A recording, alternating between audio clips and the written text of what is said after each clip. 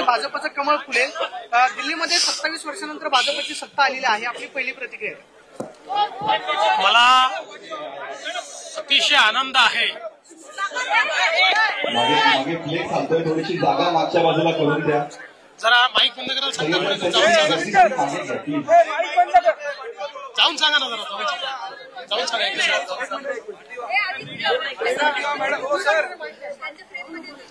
मला अतिशय आनंद आहे की दिल्ली विधानसभेवर 27 वर्षानंतर भारतीय जनता पक्षाचा झेंडा रोवला गेला। दिल्लीच्या तमाम कार्यकर्त्यांचं आणि जनतेचं मी मनापासून अभिनंदन करतो। दिल्लीकरांनी हा विश्वास देशाचे प्रधानमंत्री माननीय नरेंद्र मोदीजींवर केलेला आहे आणि या विजयाने आम आदमी पार्टीचे नेते अरविंद केजरीवाल यांचा बुरखा फाटलेला आहे।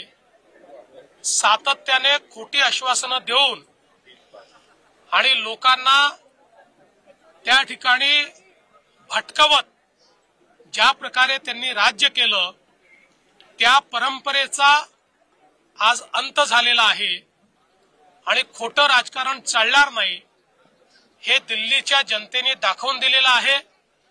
मला विश्वास आहे दिल्लीची जनता खरं म्हणजे लोकसभेत मोदीजींवरच विश्वास दाखवायची, पण विधानसभेमध्ये मात्र त्या ठिकाणी कुठेतरी आमची पिछेहाट झालेली आम्ही बघितली।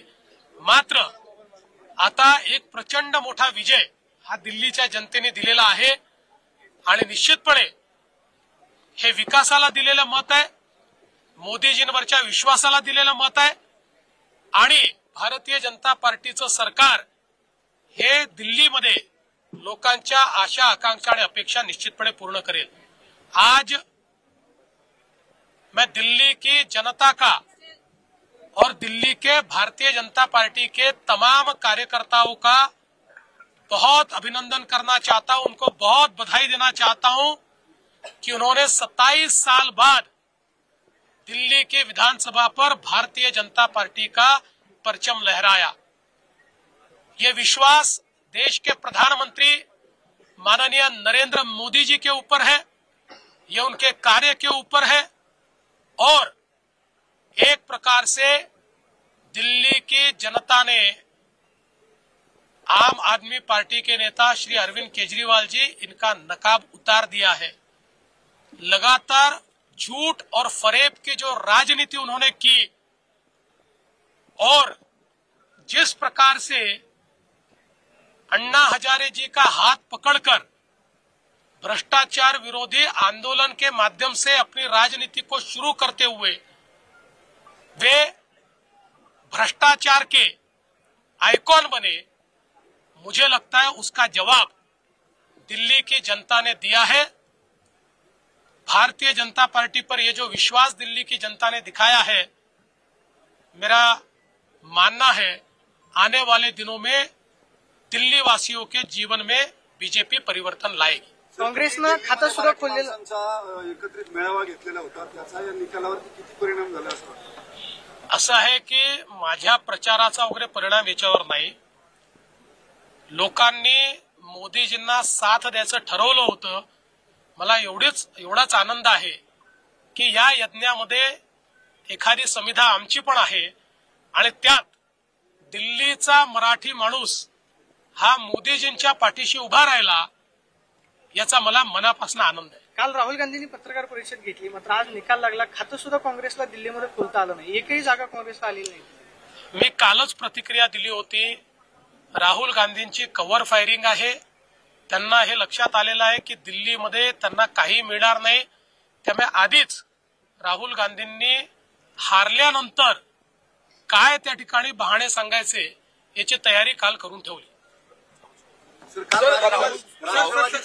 राष्ट्रवादीचं डिपॉझिट 27 जागांवरती जप्त झाले, महाराष्ट्रातले तुमचे मित्रपक्ष आहेत, दिल्लीत मात्र त्यांना फार काही यश येताना दिसत। त्यांनी प्रयत्न केला, प्रयत्न करणे काही वाईट नसतं। काल अजित पवार पुण्यामध्ये बोलले होते की धनंजय मुंडेंच्या संदर्भात जेवढी माहिती मला आहे तेवढीच माहिती मुख्यमंत्र्यांना आहे, त्यामुळे त्यांच्या बाबतचा निर्णय हे मुख्यमंत्री घेतील।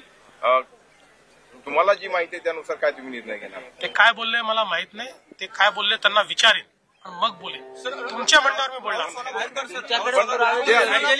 असं आहे.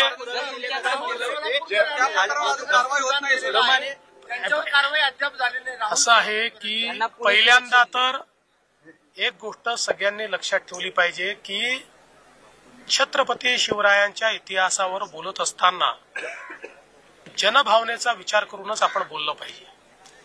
त्यामुळे लोकांची भावना दुखावेल अशा प्रकारच्या इतिहासाचं वर्णन किंवा इतिहासाचं विकृतीकरण हे कोणाच्याच हाताने होऊ नये. या संदर्भात त्यांनी माफी देखील मागितलेली आहे आणि त्या संदर्भात जी काही योग्य कारवाई आहे ती कारवाई होईल.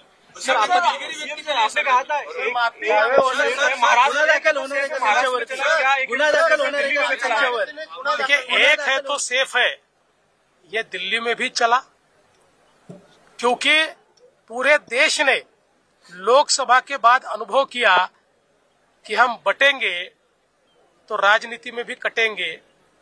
इसलिए एक है तो सेफ है का नारा ये पूरे देश ने स्वीकारा और मोदी जी के इस नारे पर पूरा देश एक हुआ और पूरे देश ने हरियाणा में, महाराष्ट्र में, अब दिल्ली में और इसके बाद आने वाले राज्यों में भी यही आपको दिखाई पडेगा. लाडक्या बहिणींचा तुम्हाला खूप फायदा झाला. त्यानंतर तुम्ही आता लाडक्या बहिणींचं जे आहे ते मागे येत आहेत, त्यातल्या लाडक्या बहिणींना पैसे परत द्यावे लागत आहेत. त्यावरती काय निकष? त्यावरती 4 चाकी गाडीचा निकष आलेला आहे. त्याच्यावर कुठलाही नवीन निकष नाही. योजना घोषित केली त्यावेळेस जे निकष होते त्या निकषांपेक्षा वेगळं ज्यांनी अर्ज केला त्यांच्यावरच ही कारवाई होते आहे. मला आनंद आहे की आमच्या काही लाडक्या बहिणींनी स्वतः निर्णय केला की आम्ही निकषाबाहेर गेलो आहोत आणि त्यामुळे आम्ही हे या ठिकाणी सोडतो आहोत. कोणाचेही पैसे आम्ही परत घेतले नाही, परत मागणार नाही. पण आम्हीही जनतेच्या पैशाचे कस्टोडियन आहोत. आम्हालाही महालेखाकाराला म्हणजे सीएजीला उत्तर द्यावं लागतं. त्यामुळे नियमाच्या बाहेर जर कोणाला फायदा पोचत असेल तर त्याच्यावर सीएजीचं ऑब्जेक्शन येणारच आहे आणि म्हणून जे नियमाच्या बाहेर फायदा घेत आहेत त्यांचा फायदा निश्चितपणे बंद होईल. त्याची सुरुवात आम्ही केली आहे. कुठलेही नवीन निकष नाहीत.